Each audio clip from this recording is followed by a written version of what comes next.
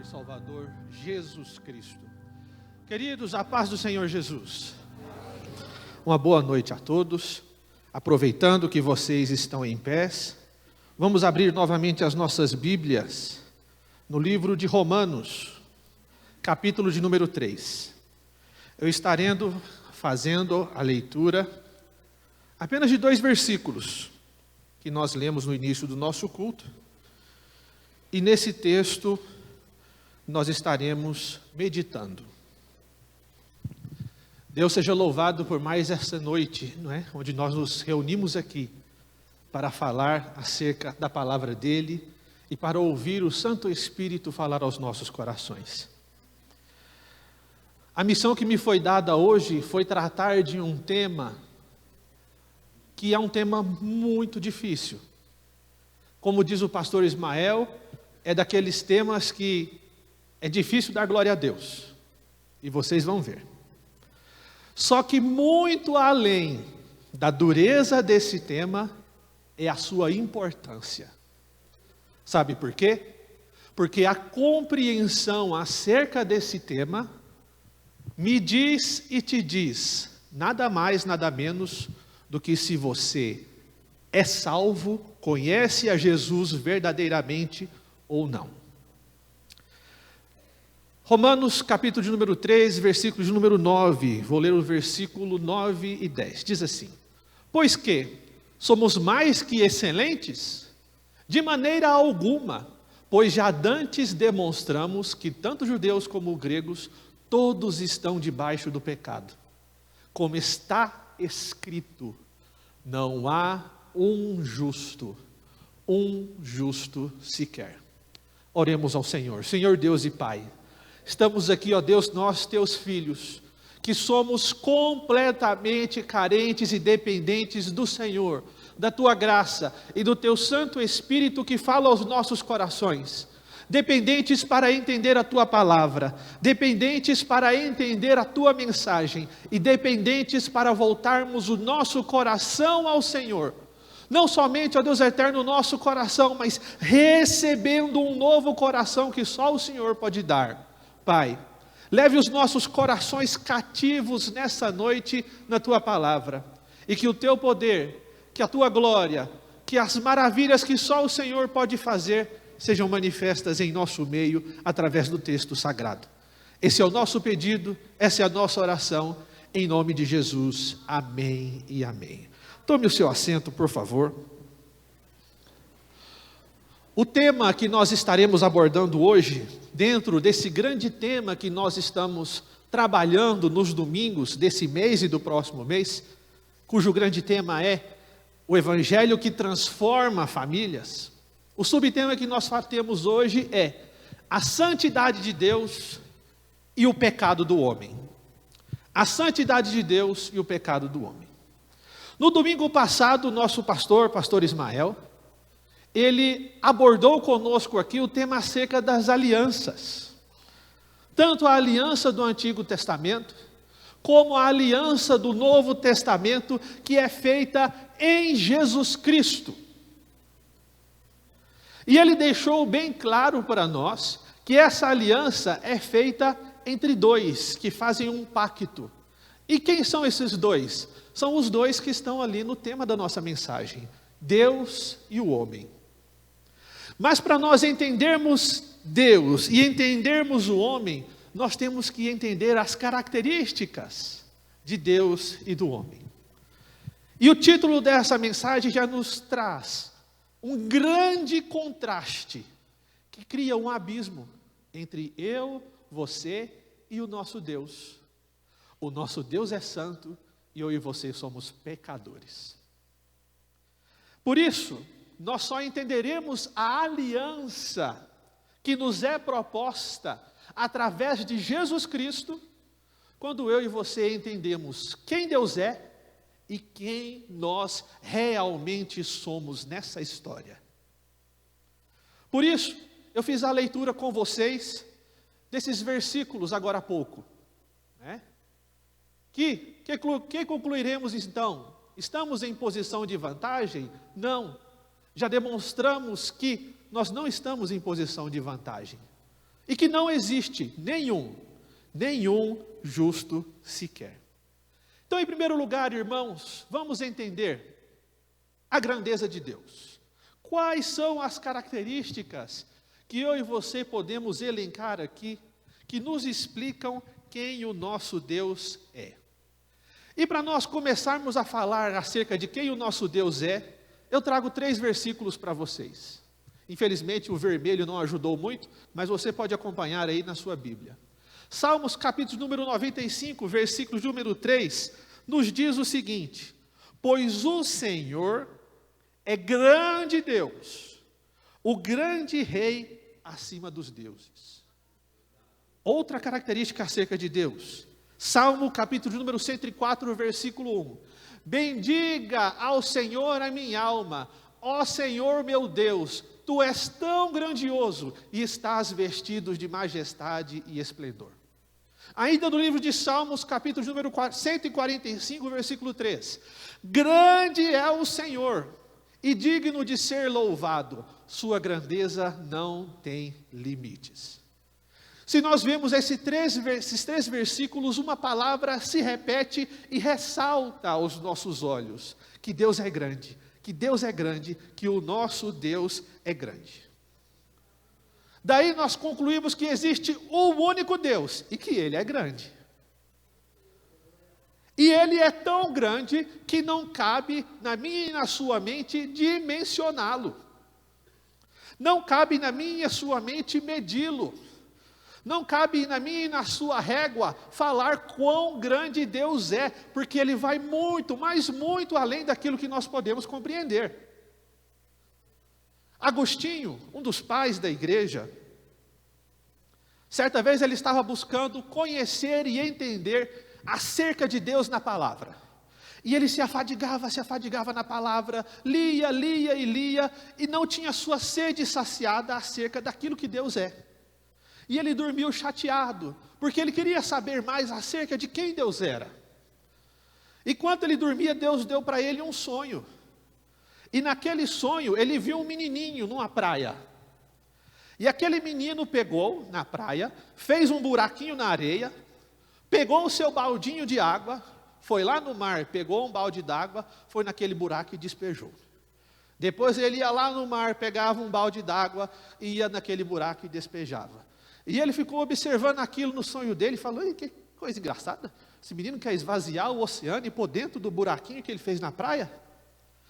E naquele momento ele compreendeu que aquilo era um símbolo do conhecimento acerca de Deus. Deus é o oceano, e o buraquinho na praia é a nossa cabeça. Deus, ele não se define em palavras, em definições. Tanto que quando ele se apresenta a Moisés, ele diz: eu sou o que eu sou. Porque não existe palavras que eu e você possamos dizer que Deus caiba nela. Do quanto o nosso Deus é grande, do quanto o nosso Deus é completo. Não existe nada que falta em nosso Deus, pelo contrário, existe sobra em nosso Deus. E se você é aluno da nossa escola bíblica dominical, sabe que eu e você somos o excesso da produtividade de Deus. O mundo que nos arrodeia é o excesso da grandeza de Deus. E olha como o mundo é complexo. Olha como a natureza é bela. Olha como eu e você somos complexos em nossa existência. E eu e você somos o transbordar da completeza que Deus é. Por isso Deus é grande. Por isso Deus é completo. Por isso Deus, ele é perfeito. E é tão perfeito que a Ele nada pode se acrescentar, nem nada pode se diminuir. De modo que nós podemos dizer que Ele é o único que não muda. Eu e você somos mutáveis. Eu e você crescemos, mudando o tempo todo.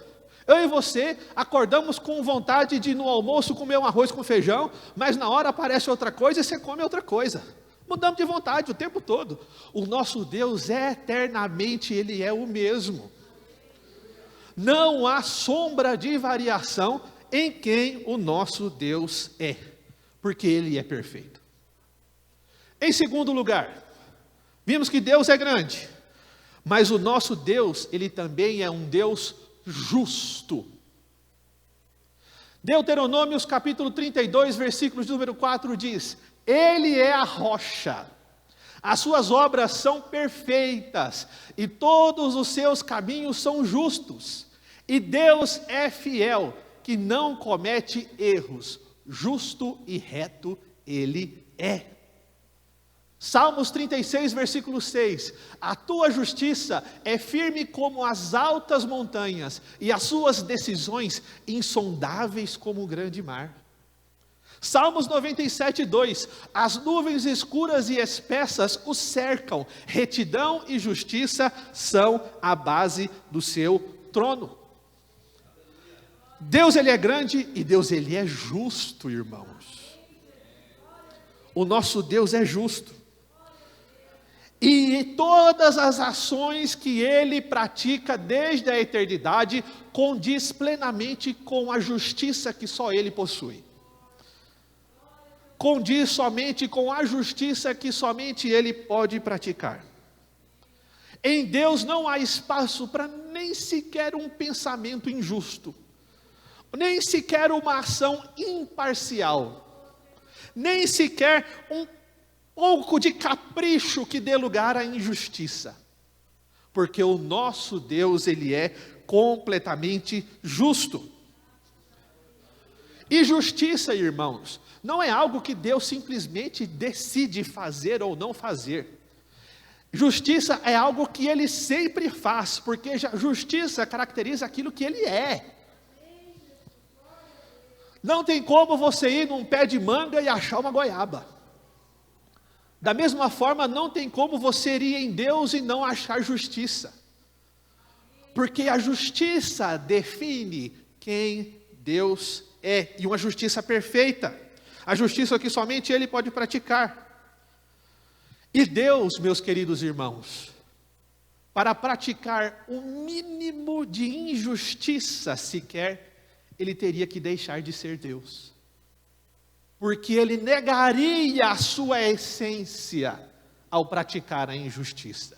Ele negaria quem Ele é, praticando algo que não corresponde com justiça.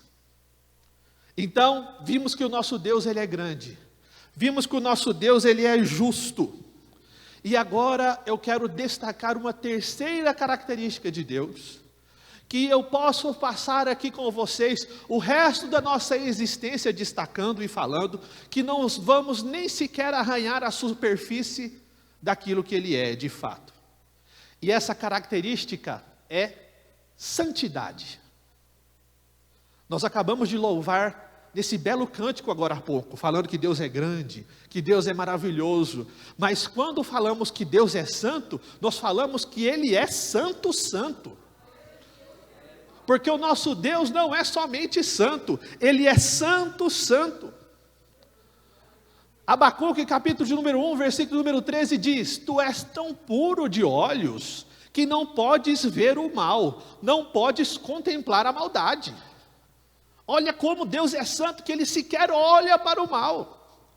Salmo 145, 17 diz: Justo é o Senhor em todos os seus caminhos, e santo em todas as suas obras. Deus não faz nenhuma obra que tenha um pedacinho sequer de maldade, ou um pedacinho sequer de impureza. Por quê? Porque Ele é completamente santo. Salmos capítulo 5, versículos 4 e 5 diz: Tu não és um Deus que tenha prazer na injustiça. Contigo o mal não pode habitar. Os arrogantes não são aceitos na tua presença. Odeias todos que praticam o mal.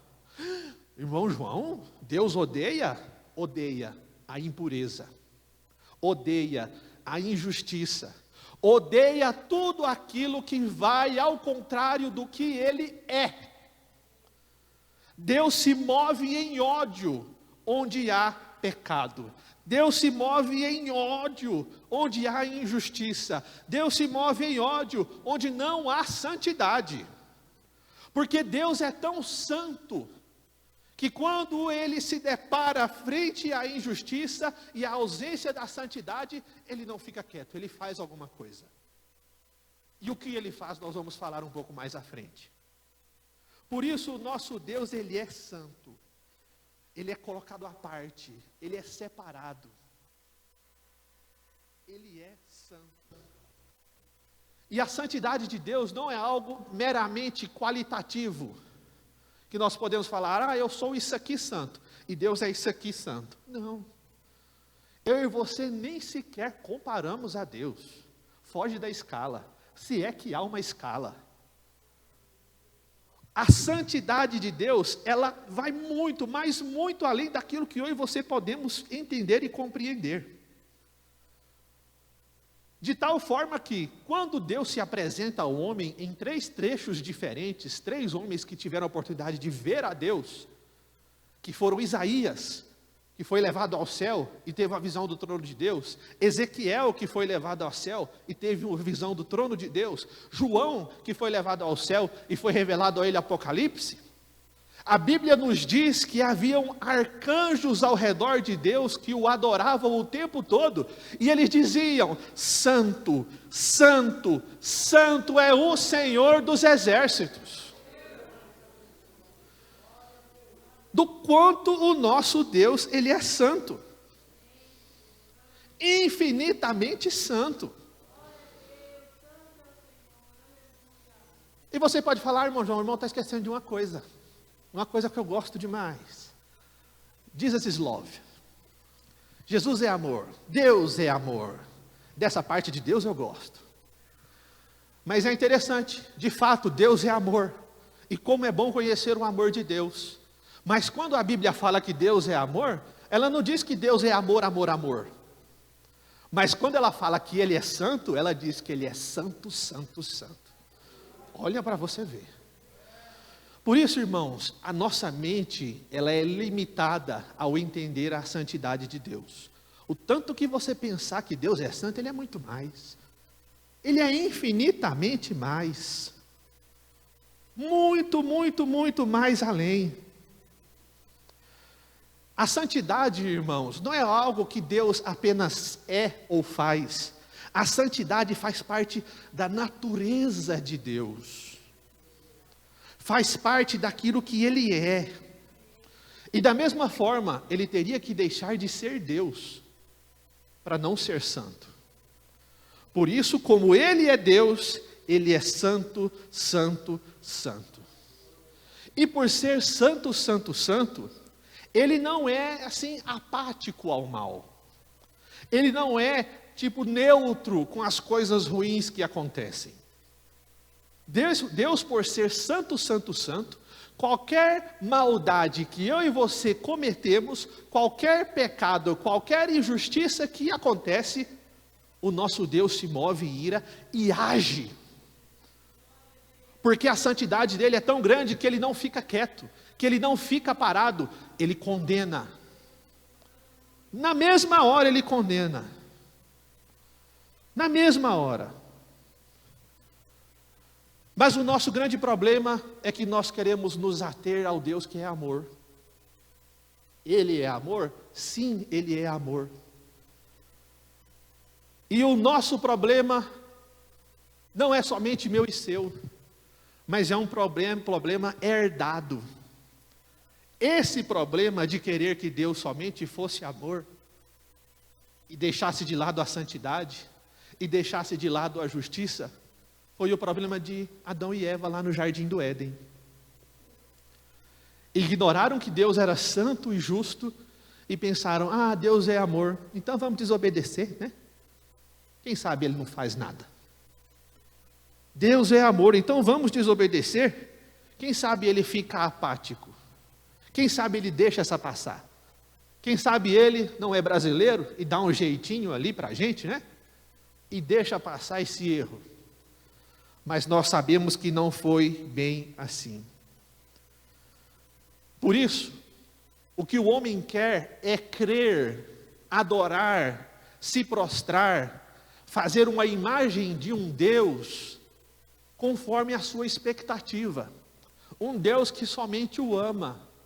deixando de lado que esse Deus é grande, que esse Deus é santo e que esse Deus é justo. Características essas que nós já vimos que são inseparáveis de Deus. Deus não suporta pecado, então Ele odeia todo o pecado. Odeia todo o pecado. E nós podemos falar aqui por muito tempo acerca de quem Deus é. E nós sequer vamos arranhar a superfície de quem Deus realmente é. Mas eu preciso passar para a segunda parte dessa mensagem aqui hoje. E abordar agora com vocês a segunda parte dessa aliança. A primeira parte é Deus. Mas a segunda parte, sabe quem é? Eu e você. E o que nós somos? O que nós somos? Quem somos nós? Queridos, vamos voltar lá para a criação.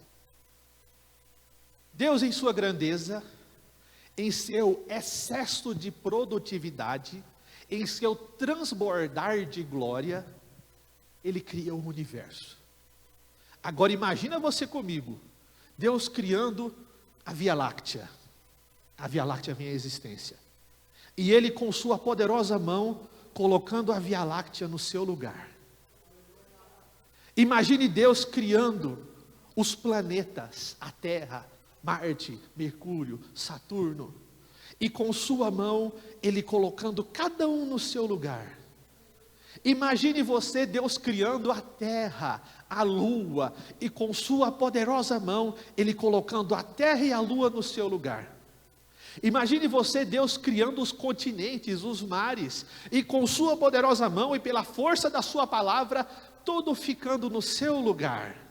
Imagine você, Deus criando os animais, as plantas, as bactérias, os fungos, e com sua poderosa mão, Ele colocando tudo no seu lugar. Imagine você, Deus criando a mim e a você.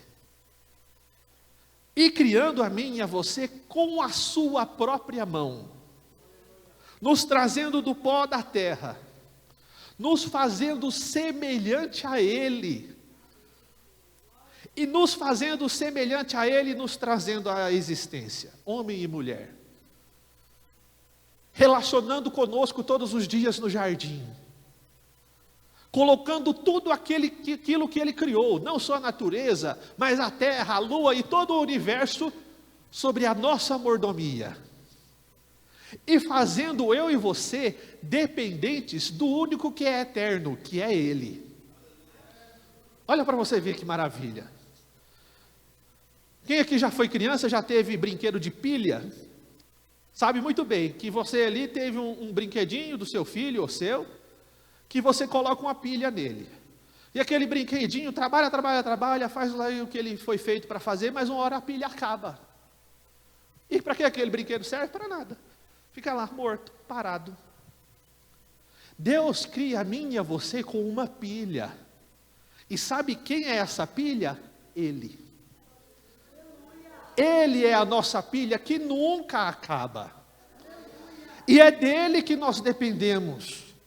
Deus nos fez dependentes dele que é eterno. E com sua poderosa mão nos colocou em nosso lugar. Só que chegou um momento onde o homem falou: Deus me colocou nesse lugar? Ok, mas eu não quero ficar nesse lugar. Deus me fez dependente dele, mas ok, eu não quero ser dependente de Deus. Deus colocou todo o universo no seu lugarzinho, mas eu vou sair do lugar que Ele me colocou. E essa é a característica do homem. Escolher viver daquele que é a pilha eterna. Escolher viver longe do seu propósito. E assim viver longe do lugar que Deus reservou e preparou para ele. E eu e você, depois do Éden, somos nada mais, nada menos do que criaturas rebeladas contra Deus. Criaturas rebeladas contra o Criador. Um barro que se voltou contra o Criador. Nada mais, nada menos que isso. E a Bíblia nos fala acerca disso. Lá em Romanos capítulo 1, versículo 28 e 29, nos diz: além do mais, como desprezamos o conhecimento de Deus, desprezamos a pilha que nos movia, Deus nos entregou a uma disposição mental reprovável, para praticarem o que não devia. Deus, olha para você ver, fugimos do nosso propósito. Deus poderia acabar com nós todos ali naquele momento. Fugiu do seu propósito? Então pronto, deixa de existir. Mas nós não escolhemos viver independente de Deus? Então Deus falou, então beleza, arque com a consequência da sua escolha. Você me abandonou? Então agora eu vou te abandonar. Deus nos entregou a uma disposição mental reprovável, para praticarem o que não deviam. E os homens se tornaram cheios de injustiça, maldade, ganância, depravação, e estão cheios de inveja, violência, brigas, engano, malícia. São bisbilhoteiros, mentirosos, inimigos de Deus, insolentes, arrogantes, presunçosos, inventam maneiras de praticar o mal, desobedecem aos seus pais, são insensatos, desleais, sem amor pela família, implacáveis. Mesmo conhecendo o decreto de Deus e sabendo que quem faz essas coisas merece a morte, ele não só continua a pecar, mas também aprova quem faz as mesmas coisas. Eis quem nós somos. Irmão João, eu sou tudo isso? Eu sou e você é. Porque nós escolhemos viver longe de Deus. E a característica de Deus é grandeza, santidade, justiça. A minha e a sua marca é pecado. A característica de a sua marca é tudo isso que nós acabamos de ler.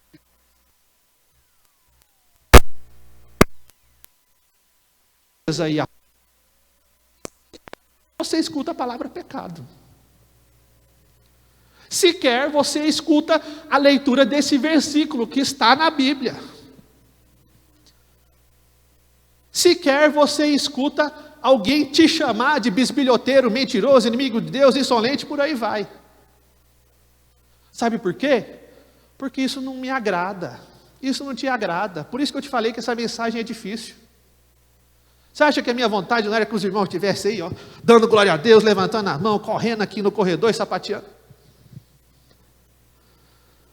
Mas é necessário nós falarmos dessas coisas e relembrarmos sempre aquilo que nós somos.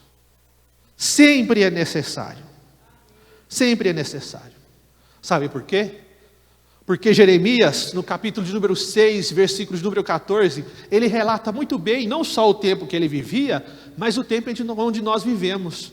Onde os homens só dizem, paz, paz, paz do Senhor, vamos selar a paz, vamos fazer a paz com os nossos inimigos, vamos dar um jeito de resolver o problema da Rússia com a Ucrânia. O que nós queremos é paz, o que nós precisamos é resolver o problema dos palestinos e dos judeus, paz, paz e paz. Enquanto que, na verdade, paz nenhuma existe no mundo. O que existe é o que nós acabamos de ler. O que nós gostamos, que é muito bom, nossa, como é bom, é nós acharmos os culpados do nosso pecado. Como é bom achar um culpado para o nosso pecado. Irmão João, eu sou um cara estourado. Mas sabe por quê? Papai é italiano. Papai era um bicho brabo, não levava desaforo para casa. Então é a minha genética italiana que me faz ser estouradão assim. Eu tenho um colega de trabalho que ele constantemente trai a namorada. Mas sabe por quê? É culpa do vovô. Vovô era um homem que vivia no cabaré. É a culpa do vovô. Nossa, vovô era terrível. E eu acho que eu herdei isso do vovô. Nós vivemos colocando culpa na genética. Nós vivemos colocando culpa nos hormônios. Irmão João, tem um desbalanço de hormônios. Por isso eu faço isso ou faço aquilo. Irmão João, meu pai não me deu educação, por isso que eu sou assim. Meus pais não me deram educação. Você não sabe o ambiente que eu cresci. Você não conhece os meus traumas. Você não conhece que eu comi o pão que o diabo amassou. Por isso que eu sou desse jeito. Como é bom culpar alguém. Como é bom transferir a culpa. Mas o que nós somos? Bisbilhoteiros, isso sim nós somos. Mentirosos, isso sim nós somos. Inimigos de Deus, isso sim nós somos. Não é família, não é hormônio, é quem nós somos. Eu e você somos tudo isso. E não tem como fugir. Não tem como fugir. Jesus Cristo atesta sobre eu e você, no capítulo 7 de Marcos, versículo 21 ao 23. Jesus diz, pois do interior do homem, do coração dos homens, vêm os maus pensamentos. Do interior, irmãos, do nosso coração. O que o mundo gosta de dizer é, escute a voz do seu coração. Novela da Globo das 6.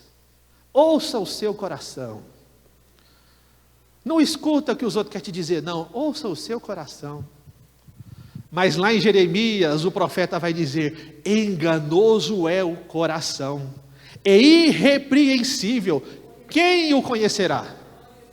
Jesus conhece o nosso coração, e olha o que ele fala acerca dos nossos corações. Coração de homens vêm os maus pensamentos, imoralidades sexuais, roubos, homicídios, adultério, cobiça, maldade, engano, devassidão, inveja, calúnia, arrogância, insensatez. Todos esses males vêm de dentro e o tornam o homem impuro. A gente queria que Jesus falasse, o coração do homem é por causa do hormônio, da família, da criação, do trauma, do pai que batia. Mas não. O que ele fala é que o nosso coração é isso aí que nós estamos vendo. E você acha, irmão João, isso aí acontece só naquele momento onde eu não dou conta, onde eu não consigo segurar as rédeas. Pelo contrário, o momento onde você peca é o momento que revela quem você verdadeiramente é. O que revela o que você realmente é, não são os vales planos, as matas cheias de frutas, os mares calmos. Quem você é vai ser conhecido no deserto, na tempestade, na dificuldade. E é nesse momento onde nós seremos tentados a pecar e sem Cristo pecaremos. É inevitável. Inevitável. São nos piores momentos que nós conhecemos o Adãozinho que nós somos. E Adãozinho nada, Adãozão. Adãozão. E tudo isso por causa do pecado que habita em nós. E você vem me perguntar, irmão João, beleza, mas o que é pecado? O que é o pecado? Defina para mim o que é pecado. O pastor John Piper, ele traz uma definição que eu gosto muito. Ele diz que pecar é qualquer sentimento ou qualquer pensamento, qualquer fala, qualquer ação que vem do coração e que não valoriza Deus acima de todas as coisas. Pegou aí? Qualquer ação sua que não leva Deus em consideração e não o valoriza, você está pecando. Qualquer ação sua que ignore a santidade e a justiça de Deus é pecado. Então vamos ser um pouco mais específicos. Como assim? Nós pecamos, e eu vou aqui dar uma lista para vocês, quando Deus não é honrado em nossas vidas. Nós pecamos quando a santidade de Deus não é reverenciada em nossas vidas. Nós pecamos quando a grandeza de Deus não é admirada por nós e admiramos a grandeza de qualquer outra coisa. Nós pecamos quando o poder de Deus não é louvado e eu e você louvamos o poder do político, do presidente, daquele que você quer agradar. Nós pecamos quando a verdade de Deus não é procurada e você tem a sua verdade particular. Nós pecamos quando a sabedoria de Deus não é estimada e você se acha o sábio e inteligente. Nós pecamos quando a beleza de Deus não é valorizada e você coloca qualquer beleza desse mundo acima da beleza de Deus. Nós pecamos quando a bondade não é saboreada e a bondade de Deus, mas você se acha o bonzão. Nós pecamos quando a fidelidade de Deus não é confiada, mas antes você confia na sua conta bancária, na sua casa, no seu seguro de vida. Nós pecamos quando as promessas de Deus não são vividas no meio de nós, mas confiamos em qualquer um outro que faça promessa para nós. Nós pecamos quando os mandamentos de Deus não são obedecidos, mandamentos que são claros na palavra. Nós pecamos quando a justiça de Deus não é respeitada por mim e por você e passamos por cima dela. Nós pecamos quando nós não tememos a ira de Deus, que está posta a todos nós que somos injustos. Nós pecamos quando nós não apreciamos a graça de Deus, de onde vem a nossa salvação. Nós pecamos quando nós não valorizamos a presença de Deus onde nós estamos e por onde nós passamos. E nós pecamos quando nós não amamos a Deus, mas antes amamos a mim, a você mesmo de uma maneira terrível. Todas as vezes que você coloca algo acima de Deus, ali você está pecando. E nós somos mestres em fazer as coisas passar na frente, em dar prioridade para outras coisas. Isso é o pecado. Isso é o pecado. O pecado, irmãos, não pense você que o diabo vem, sapatinho de lã, como diz a música, né? Vou fazer o João pecar. Aí o diabo entra dentro de mim, eu estou endemoniado. E agora eu vou pecar. Que nada, irmão. O pecado que você faz, o diabo tem nada a ver com isso. É você que escolhe pecar. O pecado faz parte de você. O pecado não é uma força do mal que te toma e te leva a pecar. O pecado é quem nós somos. Da mesma forma, você não vai na bananeira e acha uma penca de banana? Se alguém for até você, vai achar pecado. Porque esse é o fruto que naturalmente nós damos. Difícil dar glória a Deus, né? É pesado, irmãos. E o pecado define quem nós somos. Tá? Define quem nós somos.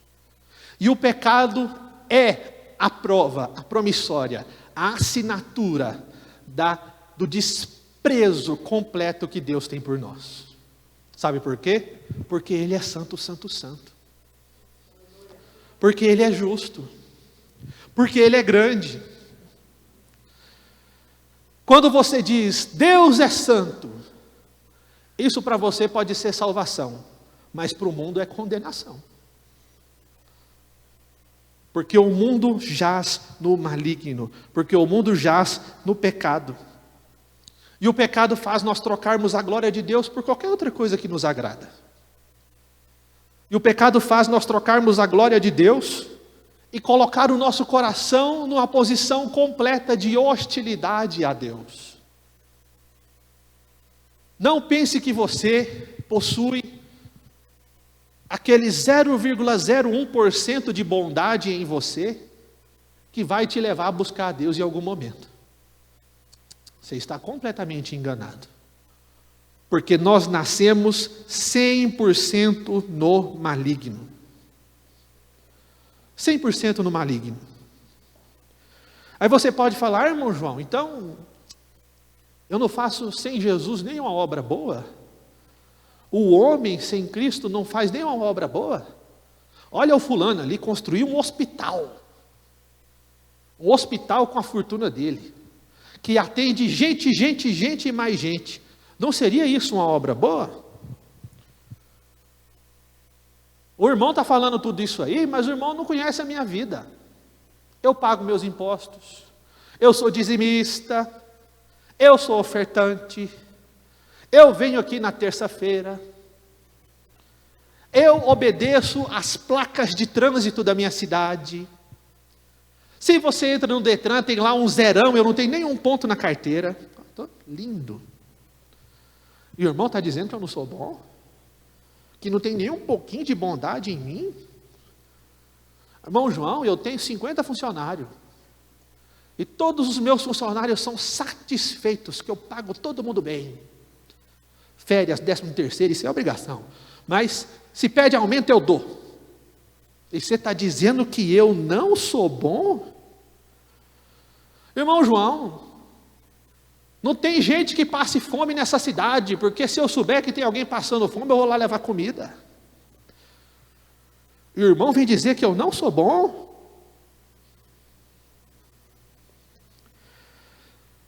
Queridos, Romanos 6, versículo 2, capítulo 2, versículo 1 a 6.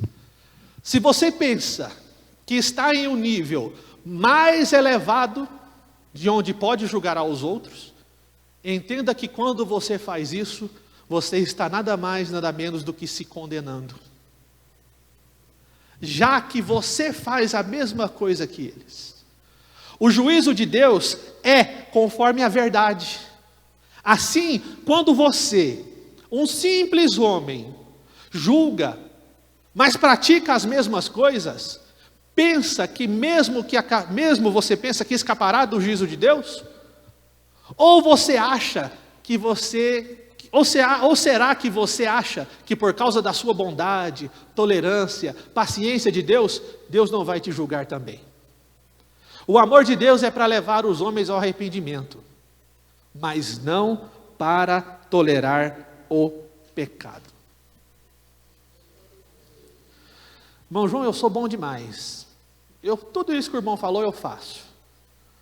Lá de vez em quando eu tenho um pecadinho. Coisa simples. Deus não vai levar em conta a minha bondade? Olha o que o texto acabou de dizer, irmãos.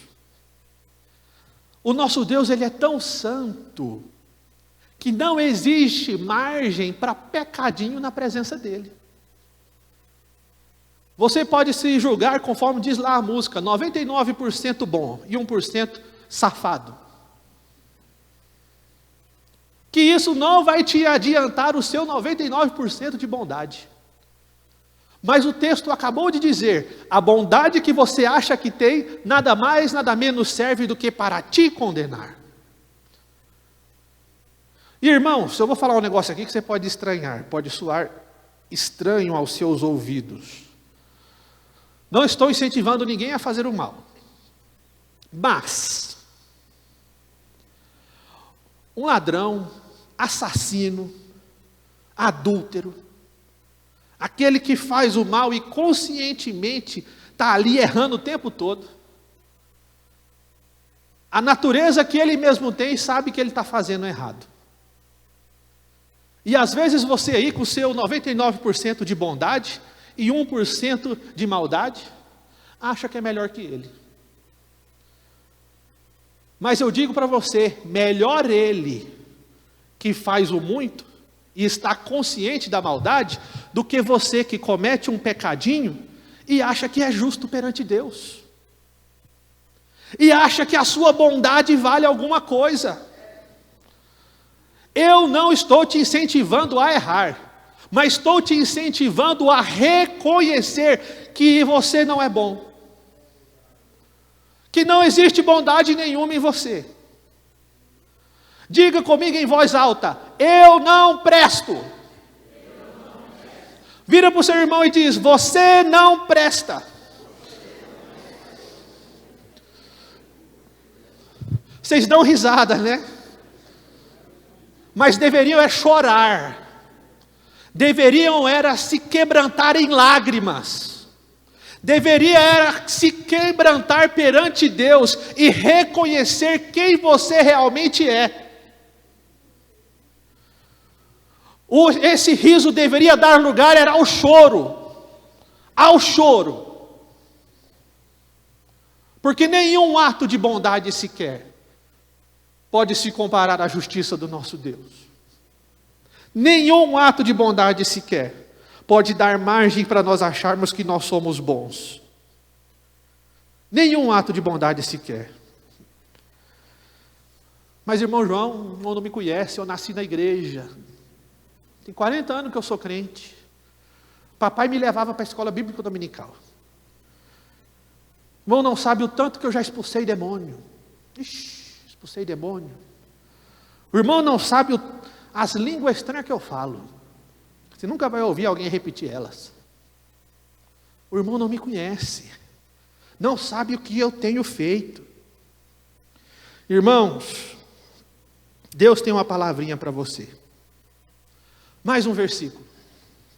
Romanos capítulo número 2, versículos 17 a 24. E nesses versículos, irmãos, eu vou fazer uma troca. Aqui ele está falando para o judeu. Eu vou trocar judeu por crente. E ele fala da circuncisão. E eu vou trocar a circuncisão por batismo nas águas. Vamos ler como fica o texto. Ora, para você que acha que isso é bom. Você que se diz crente, se apoia na palavra de Deus e se orgulha em Deus. Se você conhece a vontade de Deus e aprova o que é superior, porque você é instruído na palavra. Se está convencido que você é guia dos cegos, que você é luz para os que estão em trevas, instrutor dos insensatos, porque tem na palavra o conhecimento e a verdade, então você que ensina os poucos, não pode ensinar você mesmo, crentão? Você que prega contra o roubo, e você sabe, rouba. Você que diz que não se deve adulterar e adultera. Você que se orgulha na lei, desonra a Deus e desobedece à lei. Como está escrito, o nome de Deus é blasfemado por causa de vocês. E eu abro um parêntese aqui. A nação brasileira blasfema o nome de Deus por culpa da igreja. Por culpa da igreja. Que não tem vivido e reconhecido que Deus é tudo e Ele não é nada. Que Deus é bom e que Ele não presta. Por causa desses que se acham um pouco bons, que querem a atenção dos olhos do mundo para si, que querem os aplausos e os tapinhas nas costas e falar, eis o homem de Deus.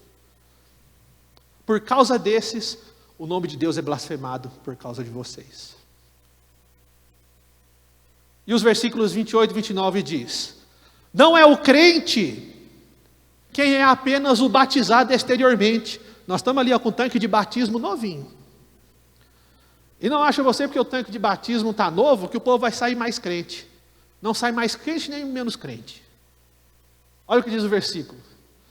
Não é o crente o que é apenas exteriormente, nem é batizado aquele que é feito fisicamente. Não! Crente é quem o é interiormente. E o batismo é o operado no coração, pelo Espírito, e não por uma mera ação. Ai de nós que nos baseamos numa mera tradição religiosa, mas antes não buscamos a renovação do nosso coração e receber um coração novo que Deus tem para nos dar. Ai de nós. Gálatas capítulo 6, versículo 15 diz, o sinal da aliança externo não serve para nada. De nada vale ser circuncidado ou não, batizado ou não. O que importa é que você seja uma nova criatura. De nada importa se você é 99, 50 ou mesmo 1% bom. O que importa é se Deus te deu um novo coração. O que importa é se você tem um coração contrito. O que importa é que você se acha nessa situação de pecador. E que para você não tem mais solução, a não ser o próprio Deus. Isso é o que realmente importa.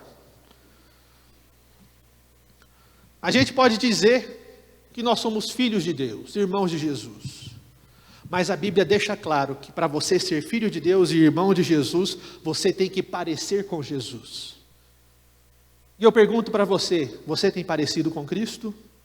Eu pergunto para mim mesmo, eu tenho parecido com Cristo?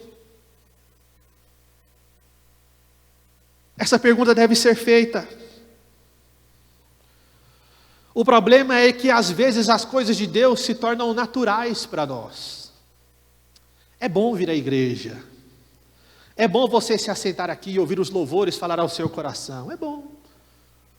É bom você ouvir aquela mensagem que às vezes até te dá uma chacoalhadinha. É bom. É bom a gente participar da igreja, porque aqui há um círculo de convívio que não é o nosso trabalho e às vezes para muitos nem é o nosso lar. E nós necessitamos de um outro ciclo de convívio para dar uma resfriada na cabeça. Mas o problema é quando isso se torna uma rotina. O problema é quando as coisas de Deus se tornam naturais e comuns para você. O problema é quando você pensa que as coisas de Deus é isso aí mesmo, a maldade está no mundo e está tudo certo. Você não precisa fazer nada. Você, irmãos, e eu, que achamos que está tudo bem assim, o Adão ainda está dentro de nós, só que é um Adão amansado, mas está vivo. É um Adão mansinho, que vai se manifestar lá no momento oculto, que vai se manifestar na hora que ninguém está vendo, que vai se manifestar como vulnerável, que vai se manifestar com alguém que não fere o seu interesse. O Adão está lá quietinho no seu lugar. E se você se acostuma com as coisas de Deus, e se acostuma com a maldade, se você dá risada quando eu falo que você não presta, eu e você não prestamos perante Deus, somos nada mais nada menos do que um porco que tomou banho. Sabe o porco? Porco lá do chiqueiro que rola na lama. Você pode pegar o porco, tirar ele do chiqueiro, pega a mangueira, dá aquele banho legal nele, pega um desodorante, passa no porco, perfuma o porco, pode até vestir roupa nele. Mas na hora que você soltar o porco, ele volta para a lama. Na hora que você soltar o porco, ele volta para a imundícia. Na hora que você soltar. A Bíblia diz, contudo, nós, eu e você, que pensamos assim, e que Deus tenha misericórdia que não seja o caso, por causa da teimosia do nosso coração, acumulamos a ira de Deus para nós mesmos. Olha que pesado. Se pensamos assim, acumulamos a ira de Deus contra as nossas vidas. Sabe por quê? Porque Deus é santo. E nenhuma injustiça passa batido perante Ele. Você pode estar vivendo 50, 60 anos de uma vida de pecado e achar que está tudo legal. Mas Deus está somente represando a sua ira contra você, esperando o momento onde Ele vai derramar. Esperando o momento onde Ele vai descer sobre você toda a justiça que só Ele pode dar, porque Ele é justo. O julgamento pode não se dar no presente, o julgamento de Deus para você, mas ele está guardado. Ele está guardado. E nós, o que faremos com essa ira? E nós, o que faremos com esse julgamento? Não pense você que o julgamento de Deus é como as nossas CPIs, ou como as votações do nosso Congresso que acaba em pizza. Com Deus não se acaba em pizza. Com Deus tudo se acaba em ira santa contra o pecador. Ira santa contra o homem. E se você ainda tem algum argumento aqui nessa noite, achando que você é bom, meu irmão, você está no caminho errado. Todos esses versículos destroem os nossos argumentos. É como você está num prédio pegando fogo. E você corre para uma saída de emergência escrito boas obras e essa porta se fecha. Pá. Você corre por outra saída de emergência escrito moralidade e essa porta se fecha. Pá. Você corre para outra porta de saída de emergência escrita religião, Assembleia de Deus, e essa porta se fecha. Pá! Você corre para outra porta escrito batismo nas águas, eu sou batizado, eu vou ser salvo. Pá! A porta se fecha. Se essas são as saídas que você tem. Por isso, tudo isso que eu falei foi para entendermos o texto que nós lemos lá no início. Que concluiremos então? Estamos nós em posição de vantagem? O texto que nós lemos no início. Já demonstramos que tanto o crente, aqui está judeu, mas trocamos por crente, como o descrente estão debaixo do pecado. Como está escrito, não há um justo, nenhum sequer. Não há ninguém que entenda, ninguém que busque a Deus. Todos se desviaram, tornaram-se juntamente inúteis. Não há ninguém que faça o bem, não há nenhum sequer. O texto faz sentido para você? Foi o que eu tentei fazer você entender nessa noite. E eu espero em Deus e no Espírito Santo que esse texto faça sentido para você. Porque enquanto você não provar o sabor da ira de Deus represada contra você, enquanto você não entender que em você mesmo não existe solução, enquanto você não entender que Deus é o único que pode socorrer, e você não pode trocar nada por este socorro, não vai haver saída para você. Não vai haver saída para você. Eu e você somos tão culpados que nós não podemos nos defender. Se não levantar alguém que nos defenda, se não nos for dado um advogado justo e fiel, que atenda a todas as demandas de Deus, eu e você não vamos conseguir nos defender com nada. Pelo contrário, alguns enganados vão falar aquilo que eu já falei. Eu batizei muita gente, eu falei de Jesus para muita pessoa, eu expulsei demônios, em teu nome fizemos muita coisa. E o que Deus vai dizer? Apartai-vos de mim, pois eu não vos conheço. Porque você vai estar lá, eu. Você vai estar lá assim. A culpa, irmãos, ela é indefensável. Somos culpados por participação e somos culpados por omissão. Participação nos pecados públicos e omissão nos nossos pecados particulares, aquele que só você conhece e ninguém mais. Em tudo nós somos culpados. E para nós finalizarmos, o homem puramente, em sua relação com Deus puramente, sem nenhum intermediário, ele vai experimentar nada mais nada menos do que duas palavras: ira e condenação. Porque a ira de Deus, ela é a consequência da grandeza, da perfeição, da justiça e da santidade que Ele é, que fazem parte de quem Ele é. Você vai dizer, eu prefiro, irmão João, o Deus de amor, aquele Deus bonzinho, né? Deus é amor. Nossa, e é esse Deus que eu quero. É esse Deus que eu anseio. O que é que eu fiz, irmão João, para merecer o mal? O que é que eu fiz, irmão João, para merecer o ódio de Deus? Esse texto e esse versículo nos mostra e nos deixa claramente explícito aos nossos olhos o que nós fizemos. Mas eu digo para você que nós temos vivido um tempo diferente. Um tempo onde a ira de Deus está represada. Um tempo onde a ira de Deus contra o seu pecado está toda segurada. Onde o mal que você vê no mundo é apenas um respingo da ira de Deus. Sabe por quê? Por causa dos justos. Que a Bíblia diz que Deus não tem guardado para os seus a sua ira. E se nós vivemos um tempo de paz é porque Deus tem segurado a sua ira. E Deus tem segurado a sua ira porque eu deixei um último atributo de Deus por fim, que agora faz todo sentido.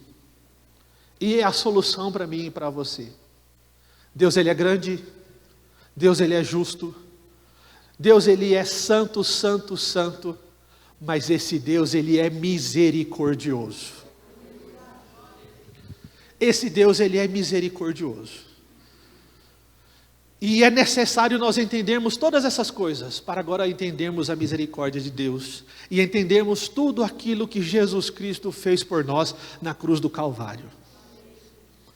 Enquanto o pecado não for amargo como um fel para você, o céu não vai ser doce.